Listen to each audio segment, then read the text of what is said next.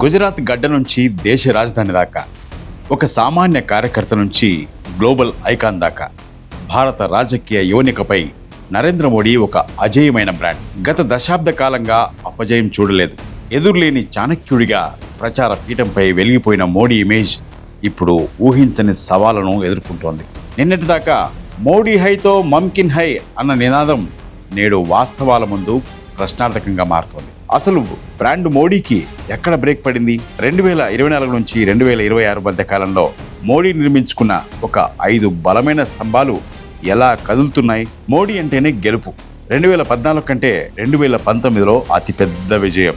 బెంగాల్లో ప్రధాన ప్రతిపక్షం, యూపీఏలో తిరుగులేని ఆధిపత్యం, ఇవన్నీ కలిసి మోడీని ఎవరూ ఓడించలేరు అన్న భావనను జనం మెదళ్లలో నాటాయి. కానీ 2024 ఎన్నికలు ఆ బ్రాండ్ కోటను బద్దలు కొట్టాయి. ఆప్కీ బార్ 400 పార్ అన్న నినాదాన్ని ప్రజలు తిరస్కరించారు. మేనేజ్డ్ ఎగ్జిట్ పోల్స్ అన్నీ తుడిచిపెట్టుకుపోయాయి.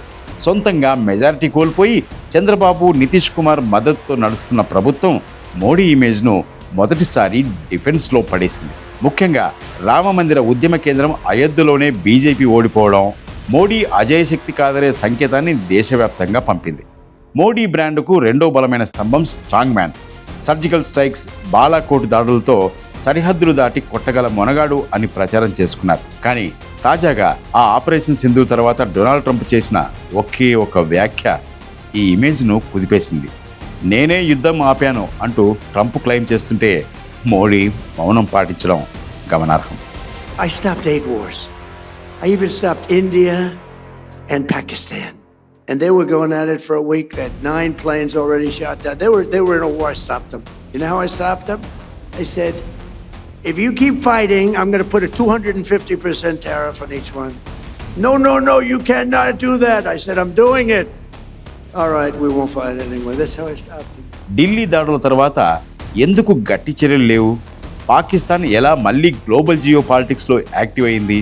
ఈ ప్రశ్నలు ఇప్పుడు మోడీ స్ట్రాంగ్ మ్యాన్ ముసుగును తొలగిస్తున్నాయి. 1971లో 90,000 మంది పాక్ సైనికులను లొంగ తీసుకున్న ఇందిరాగాంధీ చారిత్రక విజయం ముందు మోడీ పబ్లిసిటీ స్టంట్స్ తేలిపోతున్నాయని అంటున్నారు విమర్శకులు. విదేశాల్లో మోడీ అని చేయించిన హడావిడి G20 నిర్వహణను ఒక ప్రపంచ విజయంగా చూపించిన తీరు మోడీని విశ్వగురువుగా నిలబెట్టాయి. రష్యా ఉక్రెయిన్ యుద్ధాన్ని ఆపించాలని ప్రచారం చేసుకున్న మోడీ ఇప్పుడు తన ముంగిట జరుగుతున్న వెస్ట్ ఏషియా యుద్ధం ముందు నిస్సహాయుడయ్యారు. ఇజ్రాయెల్, ఇరాన్, హమాస్ సంక్షోభంలో భారత్ ప్రయోజనాలు దెబ్బతింటున్నా, భారతీయ నౌకలపై దాడులు జరుగుతున్న మోడీ మౌనం దేనికి సంకేతం? విశ్వగురువు కాస్త ఇప్పుడు పుదుచ్చేరి, బెంగాల్ గలీలకే పరిమితమై లోకల్ గురుగా మారిపోయాడా అన్నది సోషల్ మీడియాలో ప్రధాన చర్చ. బ్రిక్స్లో సైతం భారత్ తన పట్టు కోల్పోయి అమెరికా చెప్పినట్టు ఆయిల్ ఇంపోర్ట్స్ తగ్గించుకోవాల్సి రావడం ఈ బ్రాండ్ పతనానికి నిదర్శనం. ఇక మహిళా ఓటర్లను ఆకర్షించేందుకు 2023లో మోడీ ఫెమినిస్ట్ అవతారం ఎత్తారు. దశాబ్దాలుగా నానిన మహిళా రిజర్వేషన్ బిల్లును తెరపైకి తెచ్చారు. కానీ అక్కడ కూడా అసలు రంగు బయటపడింది. బిల్లు పాస్ చేసిన 2 ఏళ్ల పాటు నోటిఫై చేయకుండా ఆపడం వెనక మర్మం ఏంటి? డీలిమిటేషన్ పేరుతో దాన్ని మళ్లీ వాయిదా వేయడం, చివరకు రాజ్యాంగ సవరణ వీడిపోవడం మోడీ సర్కార్కు అతిపెద్ద తలవంపులు తెచ్చింది. మోడీ మాటలకు చేతలకు పొంతన లేదని మహిళా ఓటర్లు గుర్తించడం బ్రాండ్ మోడీకి కోలుకోలేని దెబ్బ. ఇక ప్రతిపక్షాలను చీల్చడం, ప్రభుత్వాలను పడగొట్టడం ద్వారా చాణక్య ఇమేజ్ తెచ్చుకున్న ఈ ద్వయానికి ఇప్పుడు కోర్టులు ఐక్యంగా ఉన్నాయన్న ప్రతిపక్షాలు అడ్డుకట్ట వేస్తున్నాయి. కేజ్రీవాల్ కేసులో ట్రయల్ కోర్టు వ్యాఖ్యలు, పార్లమెంట్లో ప్రతిపక్షాలు గోడలా నిలబడి ఓటు వేయడం మోడీ పొలిటికల్ మేనేజ్మెంట్ పనిచేయడం లేదని స్పష్టం చేస్తున్నాయి. ఇక దేశ ఆర్థిక పరిస్థితి మరీ దారుణంగా ఉంది. 2025 కల్లా ప్రపంచంలోనే 3వ అతిపెద్ద ఆర్థిక వ్యవస్థ అవుతామని స్టేజీల మీద ప్రగల్భాలు పలికిన మోడీకి IMF రిపోర్టు చెంపపెట్లా తగిలింది. 4వ స్థానం నుంచి 6వ స్థానానికి భారత్ పడిపోవడం. మోడీ హైతో ముష్కిన్ హై. మోడీ ఉంటే ప్రతిదీ సాధ్యమే అని దీని అర్థం. అయితే ఇక ఇప్పుడు ఈ నినాదానికి కూడా బ్రేక్ పడిందా అంటే అవుననే రిపోర్టులు చెప్తున్నాయి. బ్రాండ్ మోడీ అనేది ఒక అద్భుతమైన PR సృష్టించిన మాయాలోకమని కొందరు విమర్శిస్తున్నారు. దీనికి కారణం లేకపోలేదు.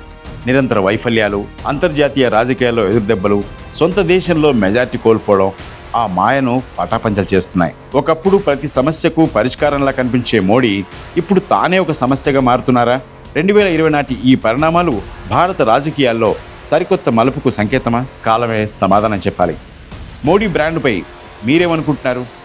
కామెంట్లో తెలియజేయండి.